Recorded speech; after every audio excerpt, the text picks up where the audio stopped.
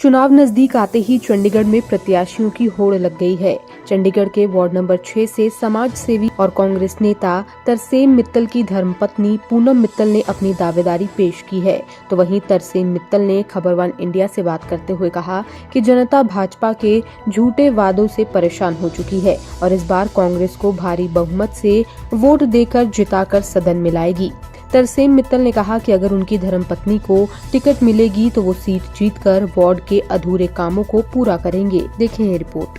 चंडीगढ़ में नगर निगम चुनाव है और ऐसे में भारतीय जनता पार्टी, कांग्रेस और आम आदमी पार्टी ने अपनी कमर कस ली है। तो नए चेहरे उतारने की जो है कोशिश की जा रही है। हमारे साथ इस वक्त मौजूद हैं कांग्रेसी नेता तरसेम मित्तल, जो जिनकी वाइफ जो है पूनम मित्तल, वो वार्ड नंबर 6 से तैयारी कर रहे हैं, दावेदारी कर रहे हैं। तरसेम मित्तल जी, सबसे पहले तो आपका स्वागत। नमस्कार जी, आपका बहुत बहुत धन्यवाद जो आपने मेरे को आपके चैनल पे आने का मौका दिया। जिस तरीके से नगर निगम चुनाव नज़दीक है और आपके द्वारा भी दावेदारी की जा रही है आपकी वाइफ की तरफ से, तो कैसे देखते हैं इस चुनाव को? देखिए, चुनाव का जो माहौल होता है वो हर किसी के लिए खुला रहता है।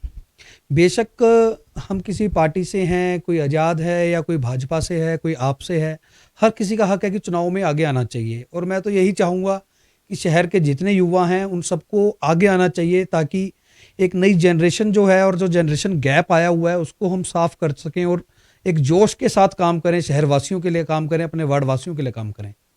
बात करें चुनाव की, चुनाव लड़ने जा रही हैं आपकी वाइफ, तो क्या क्या वहाँ पे अहम मुद्दे हैं? देखिए, सबसे अहम मुद्दा तो मनी माजरा का ये है कि वहाँ पे अभी तक इतने वर्षों से किसी ने पार्किंग के बारे में नहीं सोचा।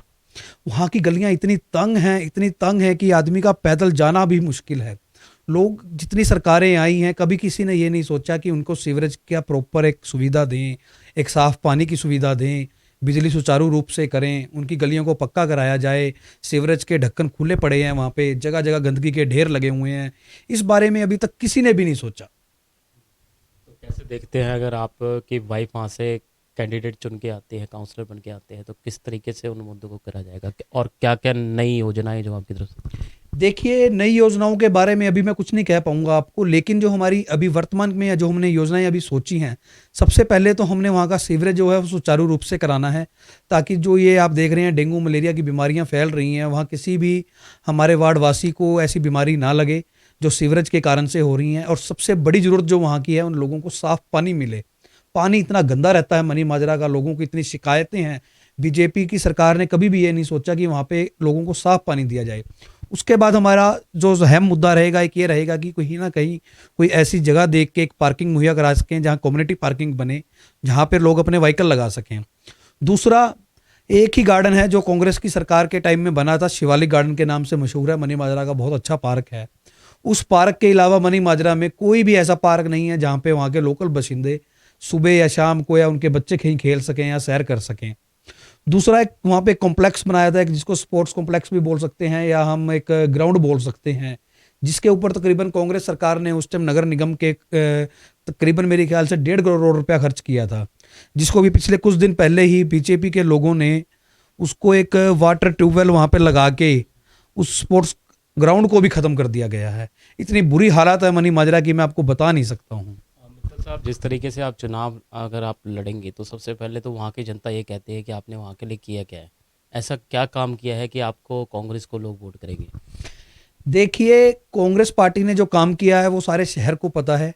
हमारे जब एमपी थे श्री पवन कुमार बंसल जी, उस टाइम में जो डेवलपमेंट हुई थी, मैं खाली मनी माजरा की बात नहीं कर रहा, पूरे शहर की जो डेवलपमेंट हुई थी, चंडीगढ़ उस टाइम नंबर 1 रैंक आता था।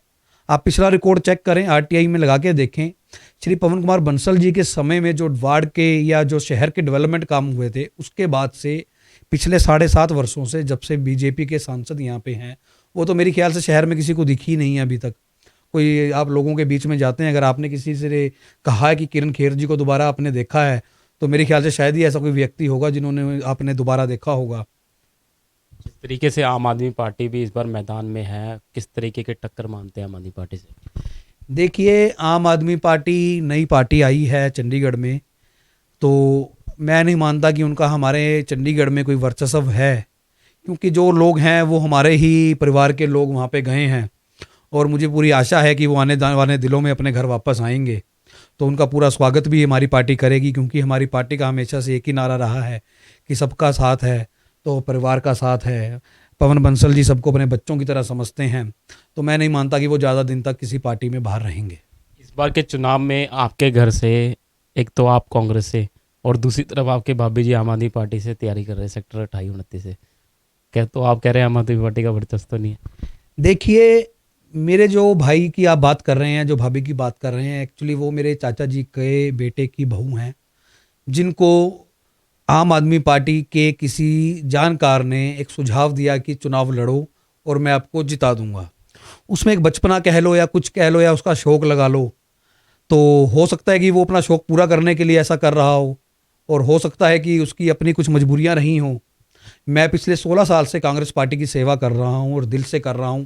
कभी भी आपने देखा होगा 28 सेक्टर में 1 नंबर कोठी है मेरी, वहां पे आज तक मैंने कभी दूसरी पार्टी का झंडा नहीं लगने दिया। सिर्फ और सिर्फ कांग्रेस पार्टी का झंडा हमेशा रहा है और रहेगा। तो देख सकते थे, ये थे तरसेम मित्तल जो कि वार्ड नंबर 6 से अपनी वाइफ की उससे दावेदारी पेश कर रहे हैं। देखने वाली बात होगी कि पार्टी इनको टिकट देती है और जिस तरीके से इन्होंने जो वादे किए हैं वो आने वाले जिस तरह के चुनाव जीत के आते हैं तो वो पूरे होंगे या नहीं। चंडीगढ़ से मेरे कैमरामैन रवि यादव के साथ अजीत कुमार झा की रिपोर्ट।